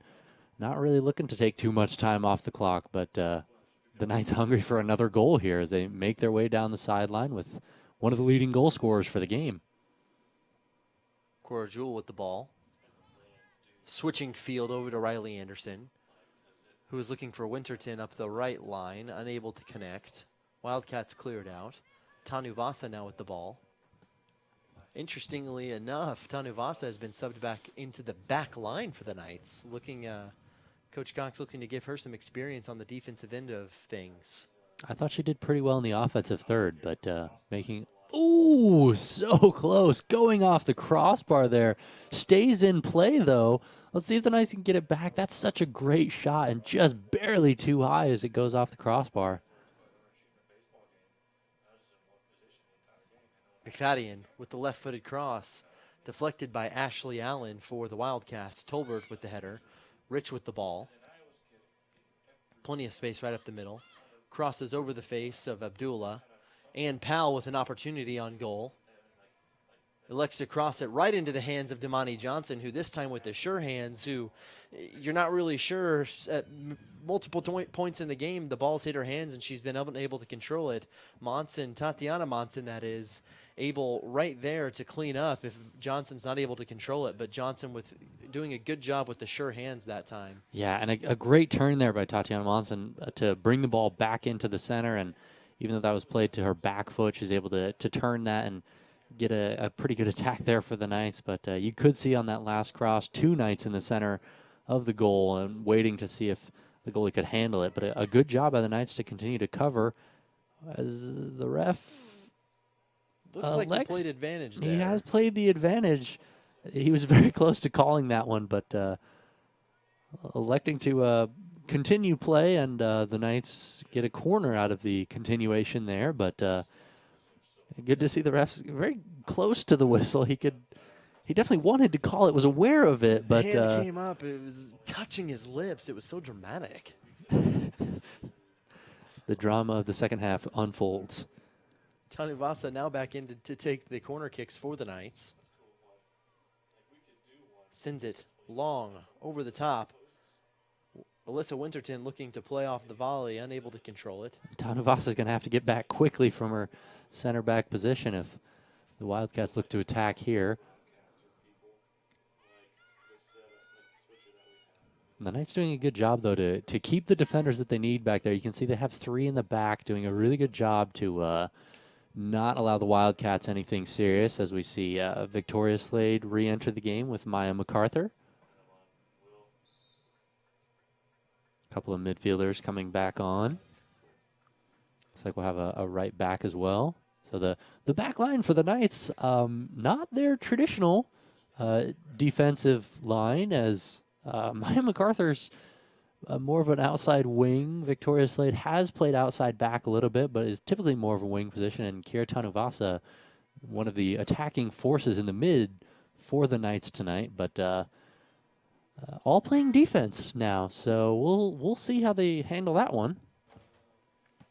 As we have another goal kick for Johnson and Wales. Subbing into the game for the Wildcats is number 6, Sabrina Delaney, a junior from Advance, North Carolina. She's subbing into the midfield as the Wildcats prepare for yet another goal kick. Just over 3 minutes remaining here in the second half of play. The Knights not taking their foot off the gas, looking for more goals. The Wildcats desperately trying to make sure that doesn't happen. And Powell looking to shoot and find the far post, which Damani Johnson has frequently left open the entire night. unable to connect. Monson looking for the far post there once again, but Nia Hill doing a good job at deflecting the shot before it becomes even close to dangerous. Monson playing out to number 5, Alyssa Winterton. Back to Maya MacArthur, back up to Winterton. Alyssa Winterton looking for MacArthur once again. Tanuvasa with the ball now. And the Wildcats will regain possession. This is Lana Trucy playing up the field looking for Cheyenne Smith, but Victoria Slade will come up with the ball and pass out to Tanuvasa, who clears it well up the field to Ann Powell, who has plenty of space.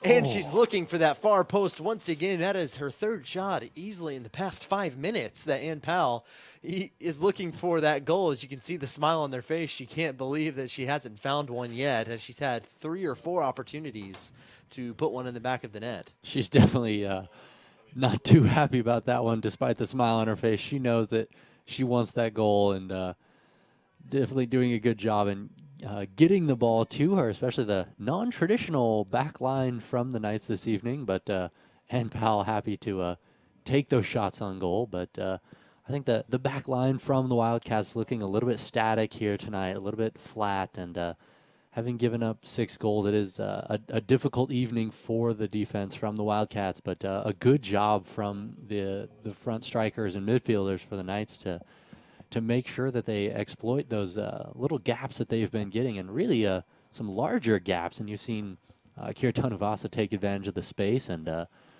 looks like the cluster effect going in there, but Cora Jewell coming out with the ball and then looking for Sierra Rich down the side to come in and finish that, but ends up in the hands of Damani Johnson.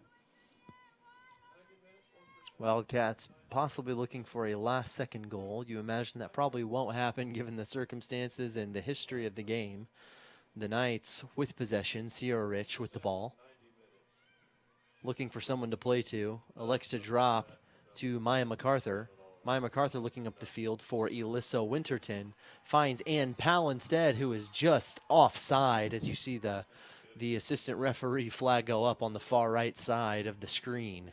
But you can almost see a reverse formation here for the Knights. They seem to have 4 strikers up, and then you can see 2 midfielders directly behind them. Very heavy attack from the Knights as they're looking for one more goal, and Powell especially. But in the last few seconds here, I think we'll just see fall out, and the game ends with a score of 6-1. The Southern Virginia Knights coming up big today, getting some great attacking presence from their strikers, and some other players down the list as well. Some non-traditional positions played, but a good match by both teams tonight. Although the Wildcats did not come away with the win, I know they'll be happy to have had this game in between their last game against Randolph on the 29th of October. Instead of having this gap from the 29th of October all the way to the 11th of November between their final game and the national championship tournament for the United Small College Athletic Association, they're able to have this game in the middle to kind of keep their wits about them, keep warm, keep in the mentality of the game. So like we said, although they didn't come out with the win, as you can see, the mentality is still good. The sportsmanship is great. They're still happy. They're just happy to have an opportunity to play in between now and the national championship tournament, where they will look to go to the title. And Sam, we wish them the best. Yeah, absolutely. Great sportsmanship by both teams here tonight. There hasn't been any fouls that were too rough. A little bit of contact now and then, but that's just soccer. And this is a great game by both teams. You can see both teams really have done well tonight to represent their college or university, and to show that they have some great talent in these up-and-coming programs. We do wish the College of Johnson and Wales good luck at the tournament, and really have enjoyed the game tonight for the Knights, as they really showed their diversity in quite a few players, and came off with a big 6-1 win. You imagine that this will certainly be the final goodbye from the fields here in this fall season of fall athletics here at Southern Virginia University. It's been a great season. The Knights happy to walk off the field, more or less erasing what was a final loss to Frostburg State, instead being able to end the season on a win. Yeah. Not a game that they were really expecting, but hey, nonetheless, the Knights go into the offseason with a win, and a big win at that. From here at the Fields at Southern Virginia University, from Josh, Sam, myself, Jake McMahon, and the rest of the broadcasting team, we hope you have a wonderful election evening here in the United States of America. We'll see who wins the election tonight, and we'll see you back this Friday at 7 p.m. in the Knight Sports Arena as your Southern Virginia Knights wrestling team takes on Ferrum College in preparation for the Casperson Classic on Saturday. We will then wave goodbye until the 22nd of November, when your Knights basketball teams will have their season debut here at home in the Knight Sports Arena. That is on November 22nd.